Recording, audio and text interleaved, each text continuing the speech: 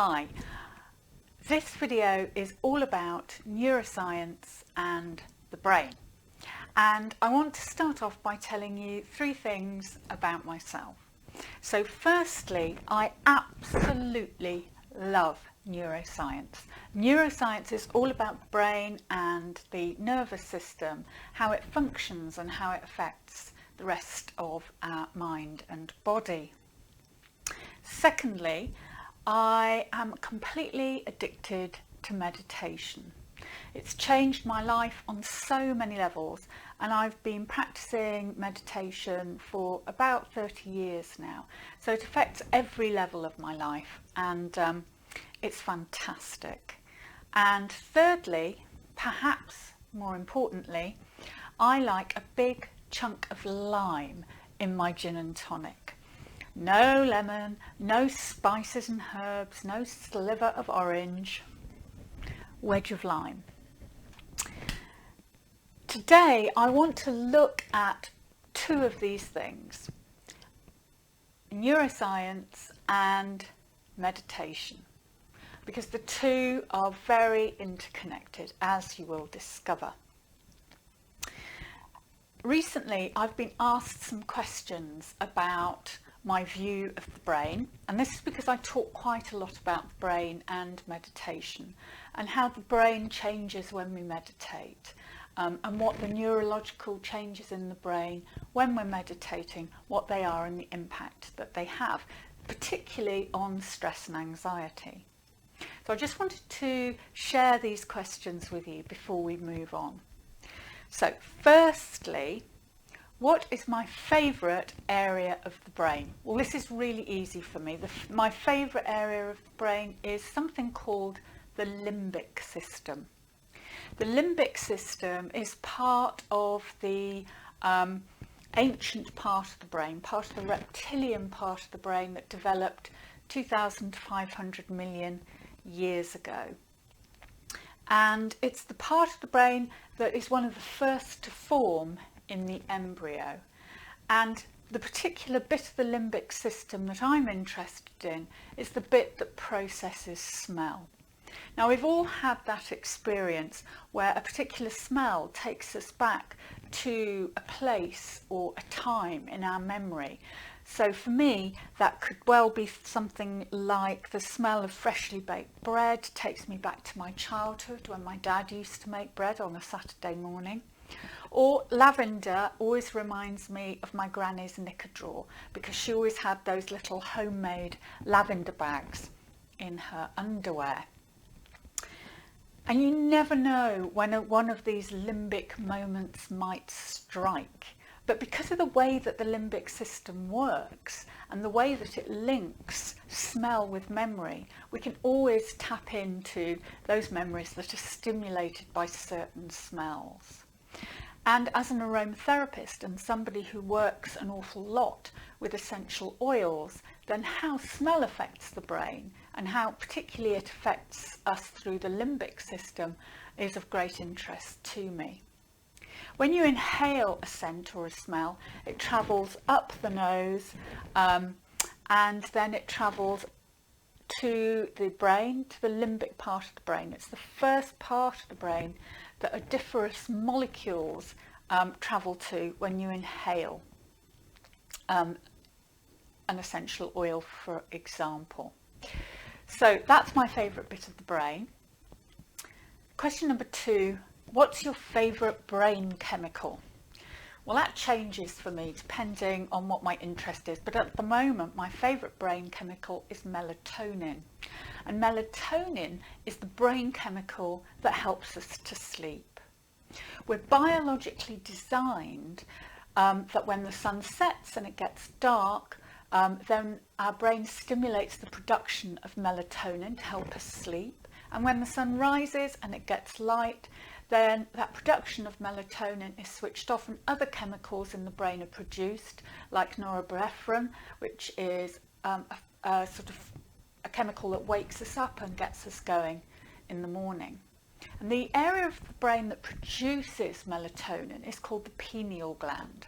And the pineal gland is tiny. It's about the size of a grain of rice, and it's shaped like a pine cone, hence its name. And it's sited right down in the middle of the brain between the two cerebral hemispheres. And it starts to stimulate the production of melatonin in response to darkness, to the lack of light. It's very clever, actually, the way that it works.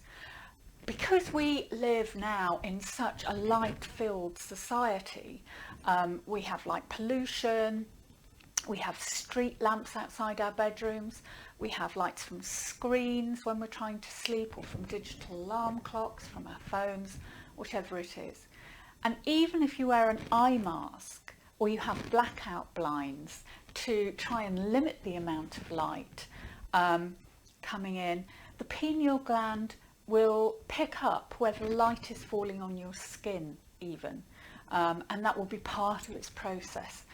The functions of melatonin are increased sleep or better sleep, that one we know about, but it also increases the efficiency of our immune system, and it elevates our mood. And when we're not getting enough melatonin, when enough melatonin isn't being produced, perhaps because of light falling on our eyes, falling on our skin, then these things are affected. So melatonin is really interesting, and the pineal gland is also really interesting. In Eastern philosophy, the pineal gland is seen as the centre of our spiritual selves, of our energetic selves.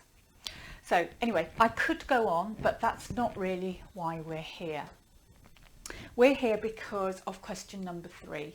Question number 3 is, which function do you like best? Which brain function are you most interested in? And this for me is really easy. Neuroplasticity every time.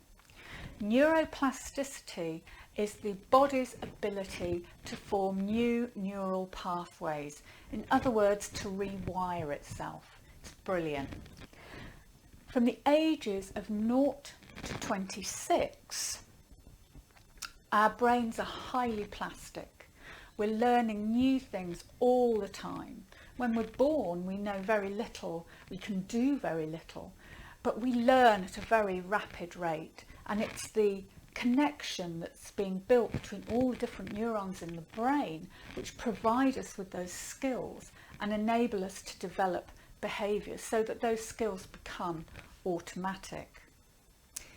From 26 onwards, in the adult brain, you can still rewire your brain, don't panic, but you have to put a bit more effort into it. Research has shown us that there are 3 prerequisites really for developing new neural connections. One is you have to consciously really want to make that change and make that new neural pathway. Secondly, you have to use real focus in order to do it. And thirdly, neuroplasticity happens only when we're in deep rest or deep sleep. So sleeping's really important. Deep rest is meditation. So meditation is really important for brain health and function and for neuroplasticity. Neuroplasticity seems to imply that we can change our brains in response to thoughts, lifestyle, the environment. So let me ask you a question. Did you make a New Year's resolution? If you did and you kept to it, then you've successfully rewired your brain, changing old neural pathways for new ones. So we're going to have to get a little bit technical here and get a bit more familiar with some of the terminology. So bear with me, we're going to get a bit sciencey.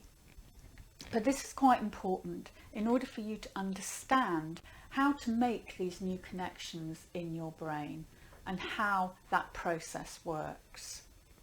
So rewiring the brain happens on 3 levels: chemical, structural and functional. So the first area we want to look at is chemical. This is the first level that's required in order for changes in neural connections to be made in the brain. So at a chemical level, neuroplasticity involves a concentration of chemicals and changes in those concentrations of chemicals in brain cells, which are called neurotransmitters. And an example of that is serotonin, which is associated with feeling good and well-being. And neurons will send this information that's been triggered by the production of serotonin to other neurons, which then changes how we feel, changing our thinking. And then at a structural level, this involves the growth of new neurons or making new connections between existing neurons, a bit like building a bypass around your city centre. So say, for example, you live in one area of the city and your place of work is on the other side of the city. You, over years, have developed a route through the city to get from your home to your workplace, avoiding as much of the congestion as you can. And over time, this route has become automatic to you, so that you can travel it without even thinking about it. A bypass is built around your city, which means that you can get from your home to your workplace much more quickly and much more easily. And at first you have to think about how to get to the bypass and which exit you're coming off it. You're not doing it automatically. But then again, over time, with repeated use, this new route becomes automatic to you as well. And this takes us on to the functional level of neuroplasticity. If this new bypass continues to be used, it affects your brain function because the brain is activated by repeated use. So research, and there's lots of research into this, shows us that stress can lead to anxiety and depression, and that stress affects neuroplasticity. And there are 3 areas of the brain in particular that are affected by stress. And I'm going to put a slide up now so that you can see where these 3 areas of the brain are. The 3 areas of the brain associated with anxiety and depression are the hippocampus, the amygdala, and the prefrontal cortex. Research shows that stress causes change in all 3 areas. These areas of the brain are highly plastic when they are exposed to stress. This illustration shows you where these 3 parts of the brain are located. The prefrontal cortex is at the front of the brain, just behind your forehead. The hippocampus and the amygdala are deep inside the centre of the brain, in part of the brain called the limbic system. This is the ancient reptilian part of the brain and the first to form in the embryo. And this limbic part of the brain is attached to the brainstem. A neuron is a highly specialised cell that receives, processes and transmits chemicals and signals to neighbouring neurons. A neuron consists of dendrites, which receive neighbouring signals, a cell body which processes that signal, and an axon, which then transmits the signal to a neighbouring neuron. Small protrusions called dendritic spines can exist on the surface of dendrites. They make connections with axon terminals on neighbouring neurons through a tiny gap called a synapse. These spines can grow and shrink, appear and disappear, depending on the strength of the incoming signal. It is these changes that modify connectivity and communication between neurons. This is an illustration of a neuron, and in this illustration you can see the axon and the axon terminals and the dendrites. And on the end of the dendrites, there may be dendritic spines. This is a really beautiful picture of a single neuron taken from a microscope, and you can see quite clearly here the dendrites, dendritic spines, the main body of the neuron, the axon and the axon terminals. Let's now have a look at the functions of these three parts of the brain. The prefrontal cortex at the front of the brain is the coordinator and the decision maker. The hippocampus is associated with memory. The dendrites and dendritic spines shrink when repeatedly exposed to stress, leading to a weakening of connectivity and communication. And the amygdala, again deep in the brain, is associated with fear and anxiety, having the opposite effect. Chronic stress leading to a lengthening and a growth of dendritic spines, enhancing connectivity and communication in the region of the brain associated with fear and anxiety. These changes then lead to structural alterations that can negatively impact us and our mental health. So how do we rewire the brain for positive well-being? How do we make those neural connections, establish those neural pathways that are positive and make us feel good rather than negative? And there are three words that are used in terms of describing this, and these are three words described by Ram Dass, who is a famous philosopher, and he said, "Be here now." So there's research that has come out of Harvard University that shows us that most humans, 47% of the time, are not concentrating on what they're doing. And I bet at this very moment there are some of you who have switched off and you're thinking about something else, or you're listening to me and you're also doing something on your phone as well. So remember back to nearer the beginning of this talk, and I was saying that one of the prerequisites for neuroplasticity is having focus on what it is you're trying to change. So focus and concentration is quite important. Studies have shown that being present is a really important component of being happy, of feeling happy. And somebody who has real insight into this is called Prema Chodron. And she's an American Tibetan Buddhist. And a lot of her work is around attachment, something called Shempa. And Shempa is the moment we habitually close down in the face of dislike or frustration. And this leads to us feeling aggravated and anxious. And this moment she describes as the hook. So your normal response to something that's aggravating you is to act. And the key is to recognize the hook, realizing that you can either choose to bite or not bite. To not take that habitual neural pathway which has only led to suffering in the past. To choose to swim away.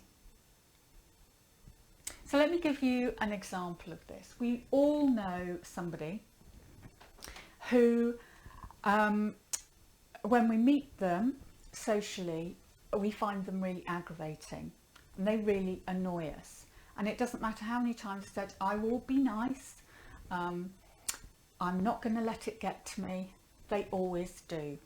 There's always something annoying, perhaps negative, perhaps very needy and draining of our energy, whatever it is, we always end up having the same response and acting in the same negative way as a result of that. Their behaviour is our hook. We don't always have to act. We can recognise that this is our hook, and we can choose not to bite, not to get involved, and not to act. And if we do that repeatedly, then we start to change the neural pathways in our brain, and this is what neuroplasticity is. We change the neural pathways in our brain, and then we do not have the same response, the same thoughts, the same feelings and emotions in response to that person's action. And Prema Trogan indicates that meditation is the most effective and perhaps arguably the most important way of ensuring that we can rewire our brains to elicit different responses and ways of being. It's very important, in order for this to happen, that we are in the moment, that we are in the here and now, that we're not allowing our brain, when we are meditating, to be in the past or thinking about the future, but we're really concentrating on focusing on the here and now. And this, of course, is mindfulness. So how fantastic is that? The brain, the mind, neuroplasticity, and mindful meditation. And this whole concept of Shempa and incorporating those elements of Shempa into our lives can have immeasurable effects on ourselves and also on those around us. Being more appreciative for what we have in our lives, being kind to those around us, and so on. Affects us, ripples out to those around us, and then ripples out further to the wider community and the world around us too. And if you're interested in what Shempa meditation looks like and feels like, I have done a short Shempa meditation video which you can have a look at. So if you're interested, do pop over and have a look at that. And I am going to be revisiting some neuroscience in a little bit, so if you want to, join me for that. And thank you for being with me today. I hope you've enjoyed it. I'm just going to go and have a big wedge of lime in my gin and tonic, and I'll see you soon. Bye.